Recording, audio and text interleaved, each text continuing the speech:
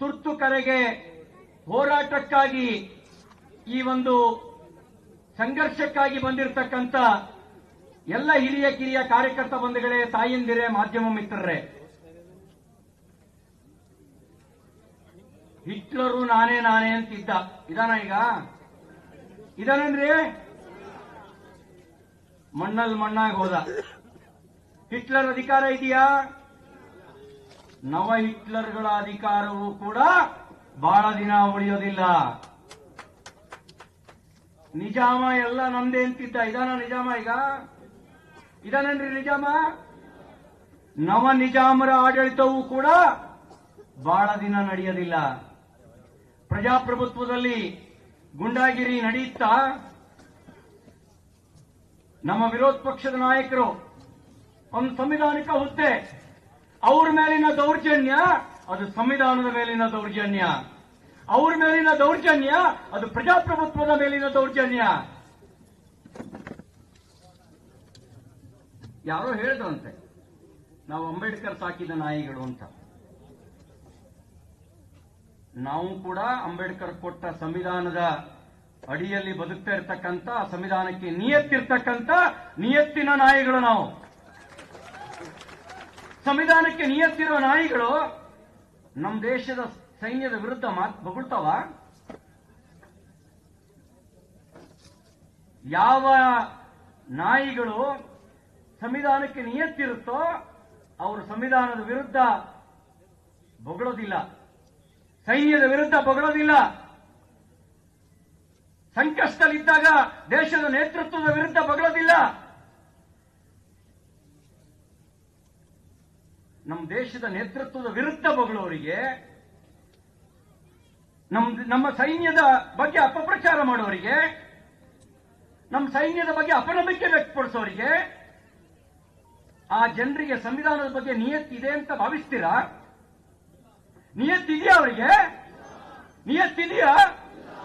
ನಿಯತ್ತಿಲ್ಲದ ನಾಯಿಗಳು ಪಾಕಿಸ್ತಾನಕ್ಕೆ ಅನುಕೂಲವಾಗುವ ರೀತಿಯಲ್ಲಿ ಬೊಗಳ್ತವೆ.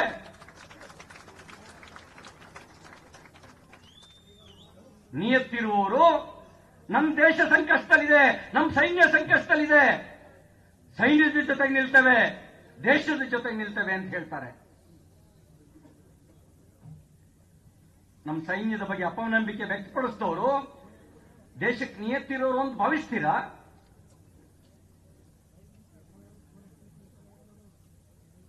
ಪ್ರಿಯಾಂಕ್ ಖರ್ಗೆ ಸಾಹೇಬ್ರೆ, ನಿಮ್ಮನ್ನು ಕಂಡು ಸಿದ್ದರಾಮಯ್ಯನವರು ಹೆದರಬಹುದು, ನಿಮ್ಮನ್ನು ಕಂಡು ಡಿ ಕೆ ಶಿವಕುಮಾರ್ ಅವರು ಹೆದರಬಹುದು.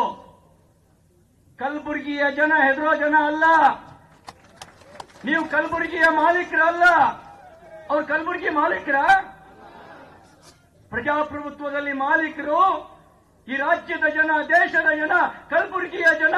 ನಾವು ಈ ಜನ ಮಾಲೀಕರು ಕಲಬುರಗಿಗೆ, ಪ್ರಜಾಪ್ರಭುತ್ವಕ್ಕೆ. ನೀವೆಲ್ಲ ಮಾಲೀಕರು. ನಿಮಗೆ ಸೂಪರ್ ಸಿಎಂ ಗಿರಿಯನ್ನ ಕೊಟ್ಟಿರಬಹುದು,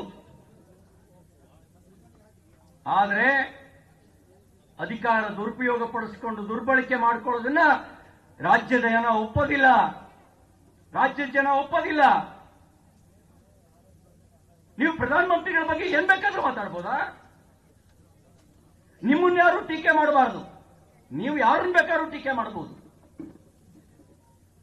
ಒಂದು ಮಾತು ಹೇಳಕ್ ಬಯಸ್ತೇನೆ, ಯಾರು ಒಳಗೆ ದುರ್ಬಲ ಇರ್ತಾನೋ ಅವನು ಟೀಕೆ ಮಾಡುವವರನ್ನ ಕಂಡ್ರೆ ಹೆದರ್ತಾನೆ.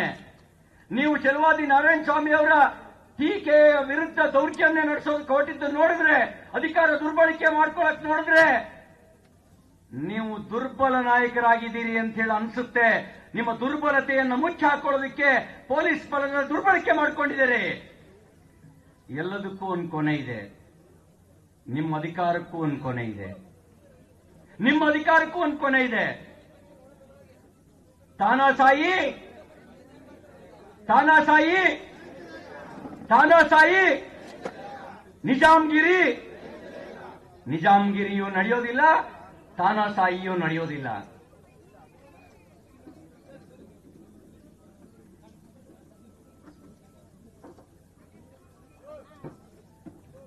ಇನ್ಯಾರೋ ಪ್ರಶ್ನೆ ಮಾಡಿದ್ರಂತೆ ಅಭಿವೃದ್ಧಿ ವಿಷಯ ಚರ್ಚೆ ಮಾಡೋದಕ್ಕೆ. ಬಿಜೆಪಿ ಸರ್ಕಾರ ಇದ್ದಾಗ ಯಡಿಯೂರಪ್ಪನವರು ಮುಖ್ಯಮಂತ್ರಿ